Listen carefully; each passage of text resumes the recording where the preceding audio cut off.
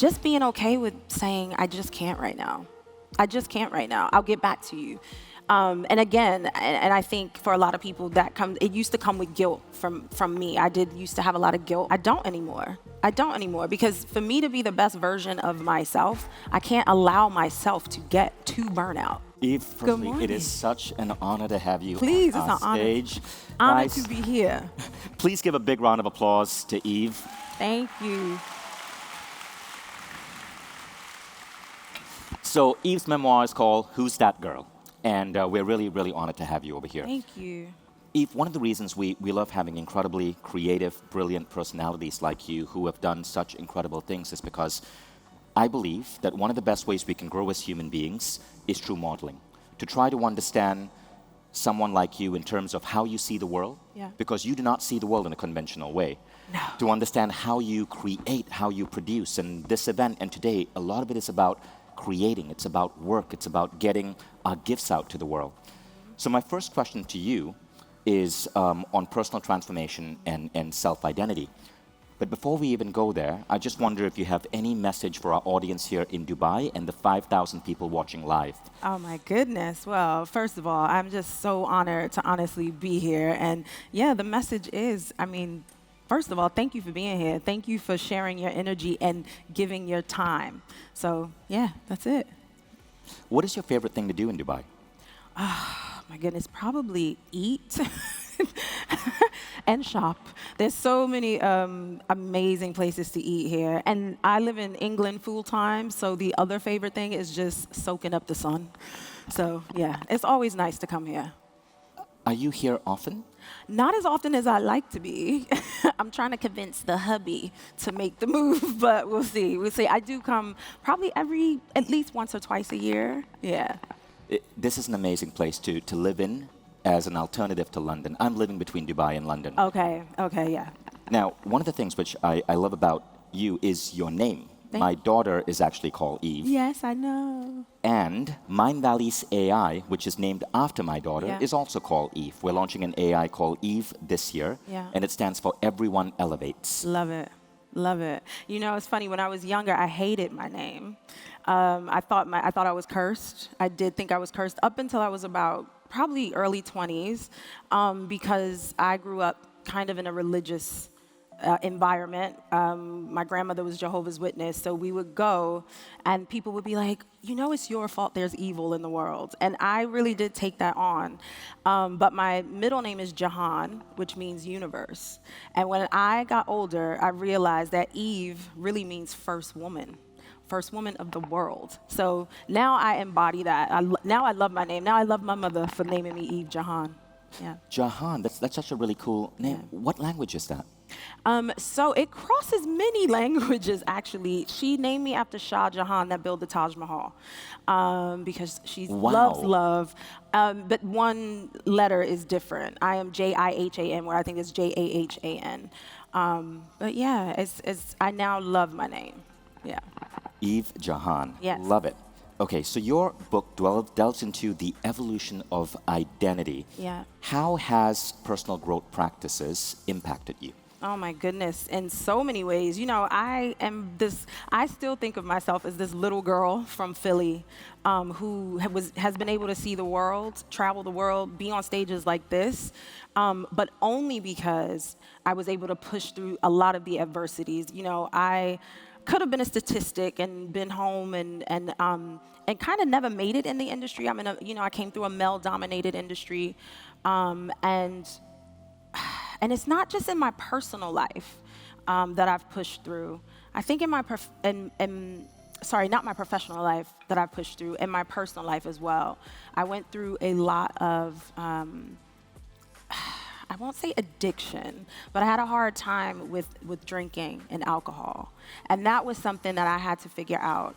If I wanted to elevate in my life, then I needed to get a hold on, one, why it is I want to be drinking. And that came from a space of just not feeling enough. So I started working on my personal development, my personal growth, and figuring out what other spaces in life I wanted to be. So firstly, thank you for sharing that really vulnerable moment. Yeah. What is it, so when you came out of that, Yeah.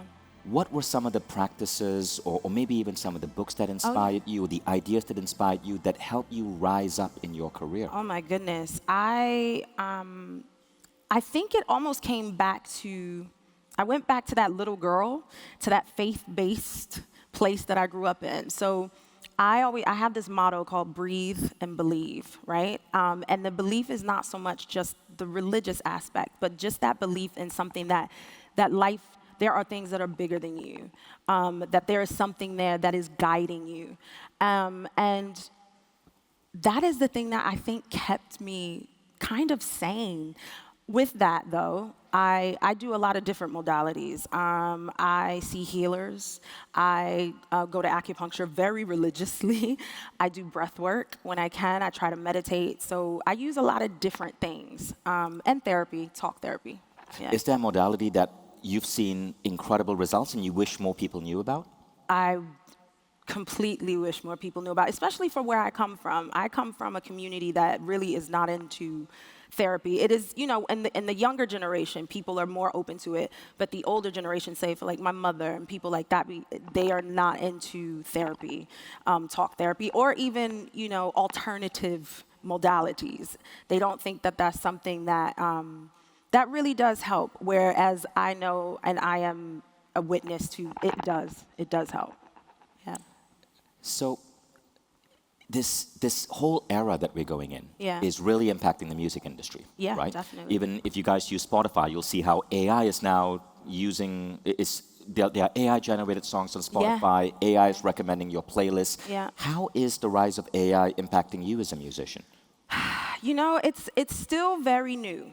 It's still very new. I haven't personally used it within my music and writing, but I think that AI is here to stay, right? It's another tool for us to be able to be creative. So I don't think it's something that we should be afraid of. I think it's something that we need to learn and learn to embrace. I do use it. I think it's fine to use it for, the ideology. I think it's totally fine to do that. But it's a very new thing. I don't think it's something that should be pushed away. I actually came into music at a time where Napster started. Right. And as an artist, we were like, what is streaming going to do to my revenue, right? I think it's the same thing. As an artist, you're kind of like, what is AI going to do to do people need to see me if AI can write a song in my voice? And I don't think we're just not there, and I just don't think we should be afraid of it in that way just yet. Do you think music is, I'm wondering out aloud here, Yeah. is learning music a form of personal growth practice? Ab- Does learning music change you in some way? Absolutely. I think my music, and I will say personally, not so much learning music, for me it's the performance. Performing has been big for my personal growth, how I want to show up on stage. And when I was younger, performing for me was about, let me give a good show. How do I feel? Now that I'm older, when I get on stage, it's how can I make the audience, how can I make them leave this place and be happier than when they came in? How can I share my energy in a way that uplifts the room? I love those. Yeah. Tony Robbins says that the questions we ask ourselves will determine how our life unfolds. I love that you get on stage and ask yourself, how can I make the audience happier when they leave the room? I think that's such a great question for anyone here who's a speaker, right? Yeah, I think because ultimately, again, when I said in the beginning, I'm so appreciative that people are here, that you can do anything you want, and you chose to be here, to be listening, to be in this room, to be sharing your energy in your space. It's really selfish. It would be selfish of us to sit up here and just be talking to each other and close. You're supposed to be open. And you're supposed to, I don't know, I guess it's almost like, I won't say mission, that's like a big word, but it's part of what I'm supposed to do as a performer, is to give a bit of myself in a way that is positive and uplifts people. Yeah. So someone like you, you're really playing two roles. There's the act of creation, and then there's the delivery of that when you get on stage. Yeah. And both of these are challenging in itself. How do you balance that? Like where do you feel you spend most of your time? And I'm also curious, how do you train yourself for both? That's a good question. I've never been asked that. Um, where do I spend my time? I think at the moment, it's kind of a perfect split in the way that also now that when I perform, I feel like I'm putting on a superhero suit. So I'm able to kind of put that on and go out. But then there's that conscious part of me or subconscious part of me that's kind of like, you're here to do something a bit bigger than just perform. I don't know, it's weird. I've never been asked. I've never thought about that Because, before. and the reason I asked that is because there are so many musicians. Like my kids, I come from a very musical family. Yeah. My daughter Eve, she plays the piano and the violin. My son Amazing. plays the electric guitar and the saxophone. Yeah. And I have so many musician friends, and they're producing great music. Yeah. But they never got that big break to get on stage to perform. Yes. How do you think a musician gets to that next level? Yeah. Yeah, that's hard because there are so many amazing musicians on this planet who, like you said, have never had that moment or might not ever have that moment. You know, I do believe that there's that extra bit of, I don't want to say drive because I don't want to say that people aren't driven because that's not what it is. But I think that's this other knowingness of, I need to be able to share this. This is not just for me. I need to share this with the world. This is not just for me. And that's the only way that I could think of it. There's this extra knowingness of, I want to be in front of people. I want to be on the world stage. I don't know. Well, I think one of the things you said is really interesting. Yeah.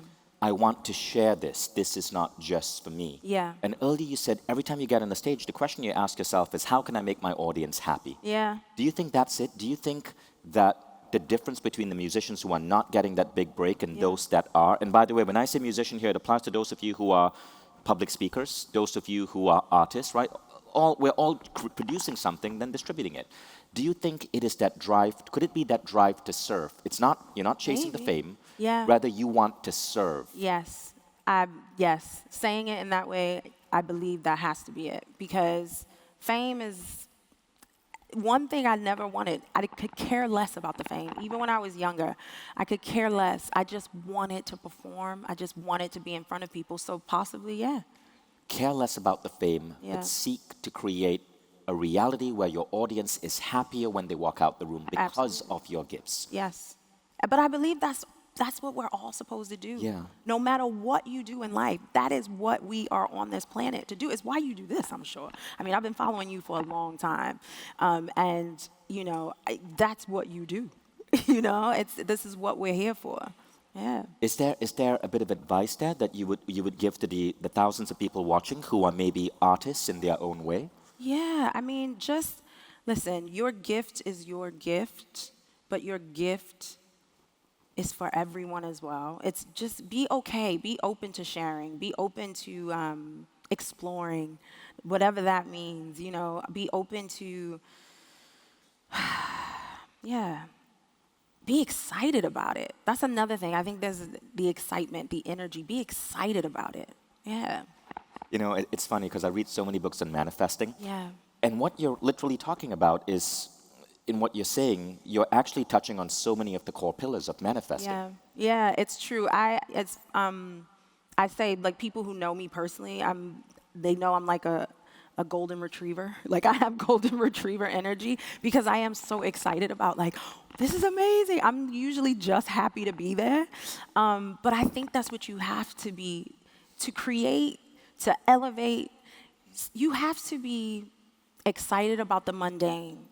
Like, I walk through this park in England, and literally I've walked through this park a million times, but I every day am so thankful that I get to look at those trees, that I know where that flower is, that I know that peacock's gonna be on that side, but I'm like, hi, Mr. Peacock, like, you know, and I think that's how you have to approach life. Even the things that you maybe done 1,000 times, look for something, it might be a spark because you were open and excited. There might be something new that inspires you. Do you believe that there is a higher power, or, because you touched on this earlier, a higher power or a source that is nurturing you, protecting you, following you, gifting you? I call them my team. Like, we all have our team. You have your team on the ground, your physical team, but my team is called the GAAU, God, Angels, Ancestors, and Universe. I love that. That's who I preach. GAAU, Yes. God, angels, ancestors, Yes. and the universe. Yes. Beautiful. Yeah. Eve, that is actually such a beautiful idea. You need to write a personal growth book. So as I'm listening to you, Yeah.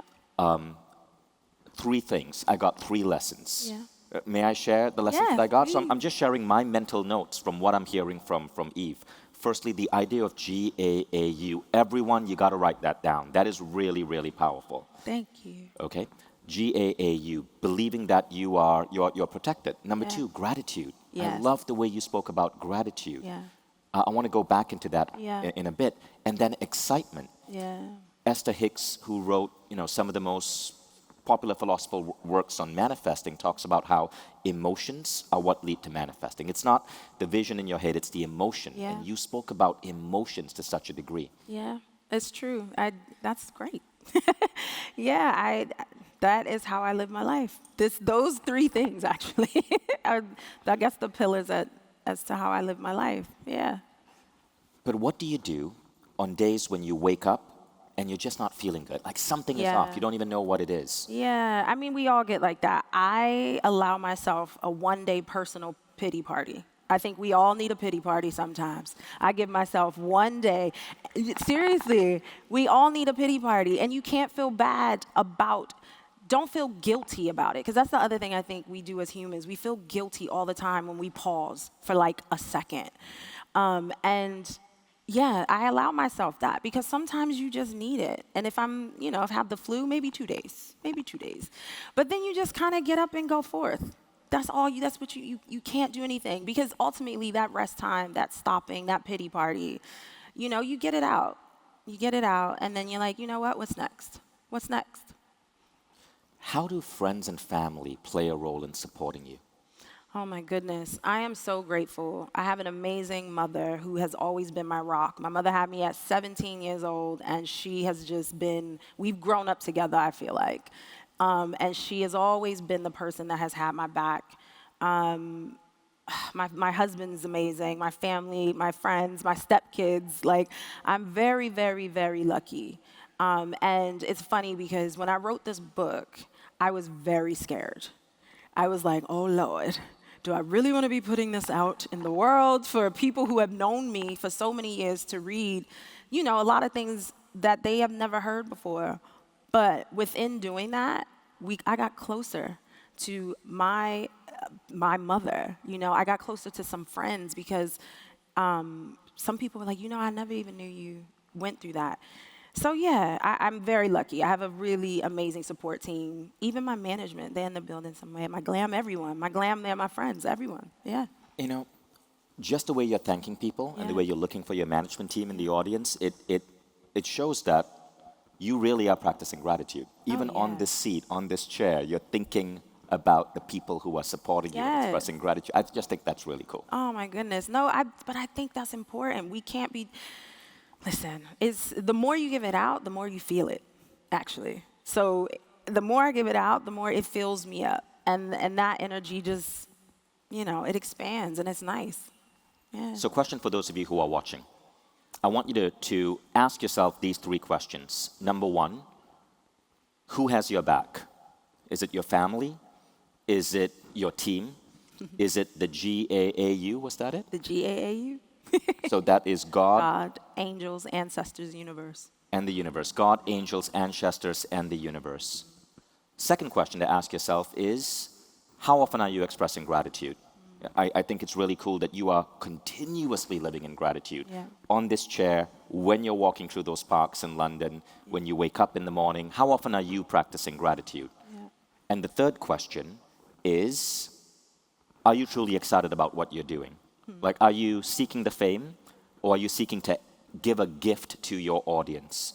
How excited are you about your work? Just take a moment, guys, and as you're listening, reflect on that. Yeah. Anything you'd like to add on those three things? No, I mean, I think that's beautiful. That's perfect. They seem so simple, and they are, but I guess it's remembering to do all that Yeah. when you're busy, because sometimes it's hard. Yeah. So I now want to talk to you about complexity because you're doing a lot of things. You wrote a book, Yeah. you write music, you're an actress, you have businesses, you're traveling around the world, you have so much responsibility on your shoulders. Yeah. The biggest question I seem to get from people like you who are top performers is about burnout. Oh, yeah. Overwhelm, burnout, Oh, my God. having so much that you suddenly, it can be tough. Yes. How do you deal with those moments when it feels like it's too much? Yes. When I was younger, you know, it took me years to figure out the wall, hitting the wall. My goal, I'm still working it out, but I'm a lot better at being able to voice to my physical team or others, listen, I just don't have it in me right now. Or it's a no for now, and taking a step back. That is the only thing I think that can help you with burnout. And a lot of the other modalities, breath work and things that kind of bring you back to yourself. But I think it's having, just being okay with saying, I just can't right now. I just can't right now. I'll get back to you. And again, and I think for a lot of people it used to come with guilt from me. I used to have a lot of guilt in that, and I don't anymore. Because for me to be the best version of myself, I can't allow myself to get to burnout, So before you're about to hit the wall, Yeah. you already know that you need to start slowing down and saying no to opportunities. Yep. How do you decide that? Two questions. How do you first know that you're about to hit that wall? Yeah. Is there like a feeling in your body? I'm Is it still figuring that out. I'm not perfect on that point yet, but for me, I have and still do, not as much, but I have anxiety. I talk about this in the book. It's something that I've suffered with for a while. So for me, it's when I get that extra bit of flutter, I call it a flutter, in my chest, or if I'm feeling as though I'm not breathing as deeply as I should. When my brain is in a complete loop, that's when I know I need to take a step back. And I'm still figuring that out because one, I love to work. I love to travel. I love my family. So I want to be showing up. But yeah, you have to take a step back. Yeah. so one of the things that helps people who have so much responsibility on their shoulders Yeah. is having a structured schedule for the week or the day, right? Yeah. Like, so many people here probably have their select gym routine, the usual yoga class, their meditation practice, Yeah. a particular type of food that they eat, just so they can keep their body and their mind fit. Yeah. What is that for you? What is your schedule like? Yeah. Oh, well, it could be better. But structure for me, structure and discipline. It's funny, we was having this conversation backstage before we came out. Structure and discipline are still things that I'm figuring out. I will say, I have a little toddler. I have a almost 3-year-old boy, so having that in the morning, when we wake up in the morning, knowing I have to drop him off to nursery, and then I do a big walk through the park. That is the thing that I do. I do a big walk for my brain. And then, I'm not a very structured person. This is why I'm staying for the weekend as well, to learn some things for myself. But yeah, I do believe structure does help you. But I'm learning. But you know what's really great, Eve? Yeah. You just said something that's really interesting, a big walk, Yes. right? That Yes. is an amazing way to start your day. Yeah. That is Sunlight and one walking. thing I do not skip. I do Yeah. not skip that. That is the most important thing for my brain. Yeah. What do you think about when you're walking? It varies. Sometimes I try to use that walk to not think about anything. I try to use that walk to just not even have anything in my ears. But there are days where I feel like I need a walking meditation. So it just depends. It depends on where I'm feeling physically, emotionally. I change it as in when. For artists looking to integrate emerging tools and technologies while maintaining their Yeah. voice, what advice would you give? What are some like really incredible new technologies or tools, because today's theme is all on technology, that Yeah. you're using to boost your creativity? I mean, like, again, it is AI. I wrote this book with an amazing writer. Her name's Kathy Iandoli. She's incredible. She's a professor at NYU, and we talked about this. And I asked her about this, knowing I was coming here, and how she felt about it. And she said the same thing I said earlier, as to don't be afraid of it. It is there. It's a tool. It's an extra tool for us to use as artists. I mean, you still need your authentic voice, but I feel like embrace it. Embrace it. Move forward with it. And it is something that I'm still figuring out. I think it's exciting. I think if you look at it from an excitement standpoint, instead of a scared, coming from a scared standpoint, then it can be a tool that really helps you in your life. Yeah. So this is what I wonder how you feel about. Yeah. AI, generative AI, is being fed by the cumulative work of people who are creating great things, Yeah. right? So music AI that's generating music and lyrics has actually trained itself on all of your songs, all of Michael Jackson's songs, all of your beats. Yeah. AI that writes has trained itself on all writers, all of my books. Yeah. You're not being compensated for that. I'm not being compensated for Right. that. How do you feel about that? Again, we're figuring it out. It doesn't scare me as such. I think we have to move forward and figure out how do we work with it. It's not going anywhere. So how do we figure out how we get compensated for things? I don't know. Is that setting up certain things? I don't know. It's funny because I had the choice for the audio book. I had a choice to give a sample of my voice and let it do the rest, and it freaked me out. Was it able to emulate your Oh yeah, voice? no, completely. I could have just given a sample, done a reading sample, and it could have generated the whole book. Wow. And I was like, you know what? I'm just not there yet. But I have to say, after reading a whole audiobook, maybe for the next one, possibly, maybe for the next one, it's a bit scary, but it's also really exciting. But we do have to figure out how to monetize. Otherwise, we're just in the wild, wild west, and that's not fair to anyone, doing any type of body of work. You need to be compensated for what you do. Yeah, that's going to be an interesting challenge Yeah. that the entire world is going to have to reckon with Yeah. as we go forward. Yeah. On that voice thing, I still think as much as AI-generated voices can sound real, there's something, you kind of feel it Oh, in your yeah. intuitively. Absolutely. It's off. Something off. is off. Because we're not perfect. Right. Because we're not perfect. There was there's a chapter in the book where I'm reading about my son, and I talk about my fertility issues. I have fertility issues, trying to conceive my son. And it took me so long to get the words out. And the director said to me, you know what? That's okay, because people are going to want to hear the crack in your voice. They're going to want to hear the emotion. And that's the thing that AI cannot give us. It's soulless, right? We still need us. We still need that human touch. There's nothing better than that. Yeah. Yeah, when I tried using AI to generate my book, Yeah. I have awful pronunciation of certain English words because I Yeah. went to school in Malaysia. Yeah. And I actually want to keep those mispronunciations in Yes. because it's real, right? Our flaws are what make us human. And it's who you are. It's who you are. And people that know you speak that way. And and it makes it beautiful. It makes it you. Absolutely.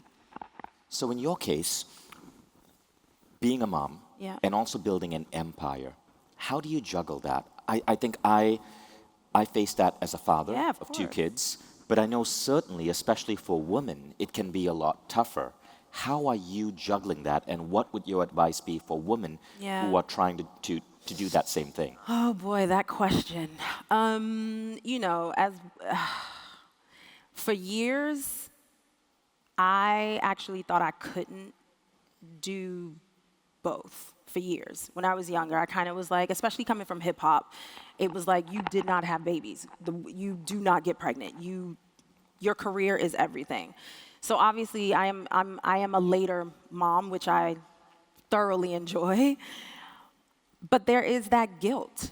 There is that guilt. There's that mom guilt. And yes, as a father, of course, you have it as well. But for women, I feel like in the world, people look at us as the ones that are supposed to stay home and supposed to be there for everything. So if you're not with them, where's your child? What's going on? There's still a bit of judgment.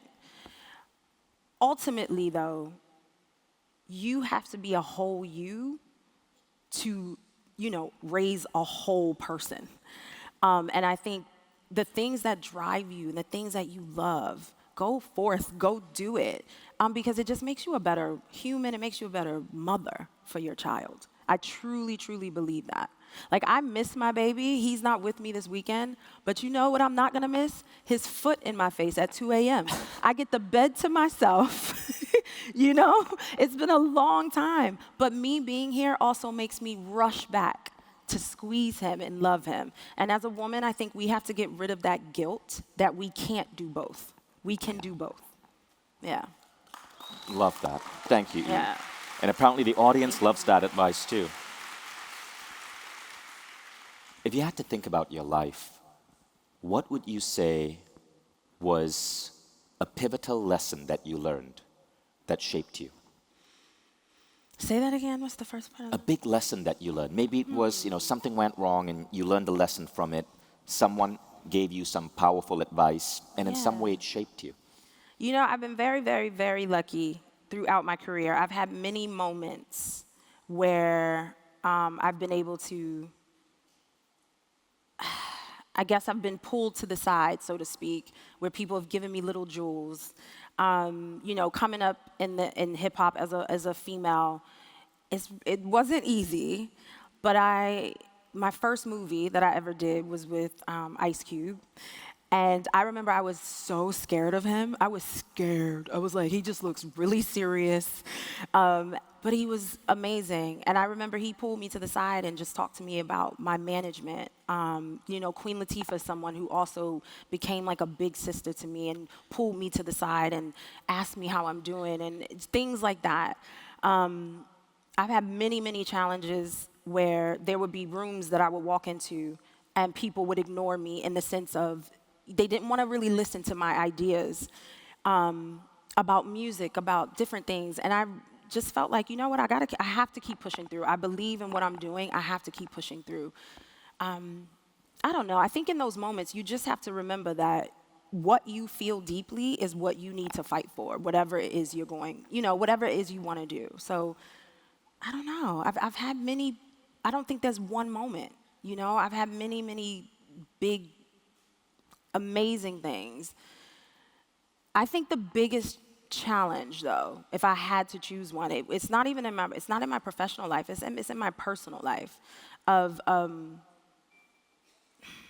getting through these dark periods of feeling like you're not enough, and that was probably my biggest challenge. The personal, yeah. Is there a quality about you, maybe something that you learned from your parents as a child, that you think gave you the edge to do all of those things that you did? Well, I always thank Philly, because Philly made me feisty. I'm a Philadelphia girl through and through. So I think, as Philly, we are underdogs. We're used to being the underdog, and we're used to having to show up. And I think I definitely saw that in my mother as well. I saw that in my family, of, doing the most with the least, and being able to go through hard times, but also realizing that, you know what, it's only hard right now. We're going to figure this out. It's only hard right now. It'll be sunny. It's raining now, but it'll be sunny later. And I definitely think that comes from my upbringing for sure. Yeah. I love that. Yeah. And the final question, Eve. Yeah. What is a moment in your life that just makes you really happy when you reflect upon it? What's your happiest memory? Oh, my God. I'm, again, very, very, very lucky. There are so many. I get emotional. One, my son for sure, having my child. But also, thank you. But also being clear, because again, In the book, I do talk about this very dark period of me numbing myself, numbing my emotions. And there are days I do wake up in the mornings and I'm like, you know what? I feel so clear. I feel so grateful. I feel so happy. And I lost my happiness at one time. And thinking about happy, it's not the thought of it, it's the feeling of it. And that's where I live. Yeah. Beautiful, Eve. Yeah. Thank you. Thank you. Please give a round of applause to Eve. Thank you. Thank And the book is called Who's That Girl? you. Thank you, so Eve. much. Thank you. Bye. Thank y'all. you. Thank you.